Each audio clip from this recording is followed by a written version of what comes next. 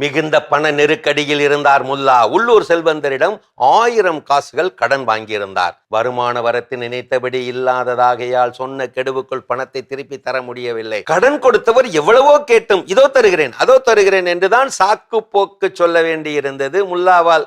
காலத்தை தள்ள வேண்டியிருந்தது முல்லாவால். காலம் கடந்து கடுப்பாகிவிட்டார் செல்வந்தர். நீதிபதியிடம் போய் முறையிட்டு விட்டார். பிரதிவாதியை அழைத்து வர சொல்லிவிட்டார் நீதிபதி. அந்த கால வழக்கப்படி வாதியே பிரதிவாதியை அழைத்து வர வேண்டும். போய் நின்றார் செல்வந்தர் அந்த முல்லா முன்னால். முல்லாவுக்கு இது பிடிக்கவில்லை, வேறு வழியும் இல்லை. ஐயா, நான் வழக்கு மன்றத்திற்கு வருகிறேன், ஆனால் போட்டு வர எனக்கு நல்ல துணிமணிகள் இல்லை, வியாபார நொடிப்பால் வறுமையில் வாடுகிறேன், இந்த உடையிலே வந்து வழக்கு மன்றத்தை நான் அவமானப்படுத்த விரும்பவில்லை. சரி, அதுக்கு நான் என்ன செய்ய?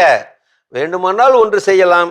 தங்களின் விலை உயர்ந்த அந்த உடைகளையும் தலைப்பாகையும் வைர மோதிரத்தையும் இரவலாக கொடும், போட்டு விட்டு வருகிறேன், வந்ததும் திருப்பி தந்து விடுகிறேன். இல்லாவிட்டால் நான் எப்படி வழக்கு மன்றத்திற்கு வருவது? அதுவும் சரியெனப்பட்டதால் உடைமைகள் இடம் மாறின. விலை உயர்ந்த உடையோடும் தலைப்பாகையோடும் வழக்கு மன்றம் போய் நின்றார் முல்லா. விரலில் வைர மோதிர கம்பீரத்தோடு. தன்னை தனியே விசாரிக்குமாறு காதை கடித்தார் முல்லா. அதற்கு ஒத்துக்கொண்ட நீதிபதி செல்வரை வெளியே அனுப்பிவிட்டு கேட்டார், அந்த மனிதரிடம் நீ 1000 பொற்காசுகள் வாங்கினாயா இல்லையா? இல்லை மரியாதைக்குரிய நீதிபதி அவர்களே. அப்படியானால் அவர் சொல்வது பொய்யா? நீதி பிரபுவே, அவருக்கு ஒரு வித்தியாசமான வியாதி இருக்கிறது. தெருவில் போகும் எவரை பார்த்தாலும் கடன் வாங்கி ஏமாற்றுவதாக இப்படித்தான் கத்துகிறார். எந்த ஒரு விலை உயர்ந்த உடை தலைப்பாகை மோதிரத்தை கண்டாலும் அது என்னுடையது, கடனாக கொடுத்தது என்று பெரிதாக பிணாத்தி கொண்டு திரிகிறார். மூளை கோளாறு. என்ன செய்ய? வியாதி முற்றி போய்விட்டது. என்ன இப்படி சொல்லுகிறீர்? அதை நீ நிரூபிக்க முடியுமா? ஓ, முடியுமே. அவரை உள்ளே வர சொல்லுங்கள். இதோ என்னுடைய உடை தலைப்பாகை வைர மோதிரம், இவற்றை பற்றி நீங்கள் கேட்டு பாருங்கள், வியாதியின் விடை புரியும்.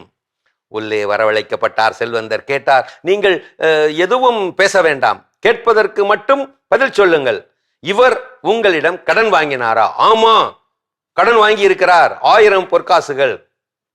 இதோ இவரது விலை உயர்ந்த உடை யாருடையது? என்னுடையது, கடனாக நான் கொடுத்தது. அந்த தலைப்பாகை என்னுடையதுதான். அப்படியானால் அவர் அணிந்திருக்கும் அந்த வைர மோதிரமும் உங்களது தானா? கடன் கொடுத்தது தானா? இதில் என்ன சந்தேகம்? அதுவும் என்னுடையதுதான், கடனாக கொடுத்ததுதான். கட்டுப்பாகி போனார் நீதிபதி. அவரது மூளை கோளாறை மனதால் உறுதி செய்து கொண்டு இந்த பொய் வழக்கை தள்ளுபடி செய்கின்றேன். முல்லா, அவருக்கு நீர் எதுவும் கொடுக்க தேவையில்லை. இப்படி தீர்ப்பளித்து விட்டார். எதுவும் புரியாமல் குழப்பத்தோடு வீடு திரும்பிய செல்வந்தரிடம் உடைமைகளை எல்லாம் கலற்றி கொடுத்து விட்டு சொன்னாராம் முல்லா, ஐயா, நான் உங்களை ஏமாற்றி விட மாட்டேன், கொஞ்சம் அவகாசம் கொடுங்கள், கடனை திருப்பி தந்து விடுகிறேன். இயலாமையின் உச்சக்கட்டம்தான் அவகாசங்கள். என்ன செய்ய? கடன் முழுவதும் தீர்க்கும் வரை வாழ்க்கை என்பது கத்தி மீது பயணம்தான். சம்பாதிப்பதை விட கஷ்டம் கடன் வாங்குவது, கடன் வாங்குவதை விட கஷ்டம் திருப்பி கொடுப்பது, திருப்பி கொடுப்பதை விட கஷ்டம் சம்பாதிப்பது. ஆம், உலகம் ஒரு உருண்டை, வாழ்க்கை ஒரு வட்டம். கடலில் மூழ்கினால் முத்தெடுக்கலாம், கடனில் மூழ்கினால் சொத்தை இழக்கலாம். உனக்கு அறிவுரை வேண்டுமா? சொந்தக்காரனிடம் கடன் கேட்டு பாருங்கள்.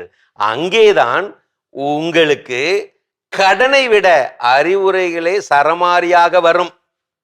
இப்படி ஒரு வலைதள வாலிப பதிவு. கண்ணே, கடனாக கொடுப்பாயா ஒரு முத்தத்தை? நாள் தவறாமல் வட்டியோடு செலுத்தி விடுகிறேன், சத்தமில்லாமல்.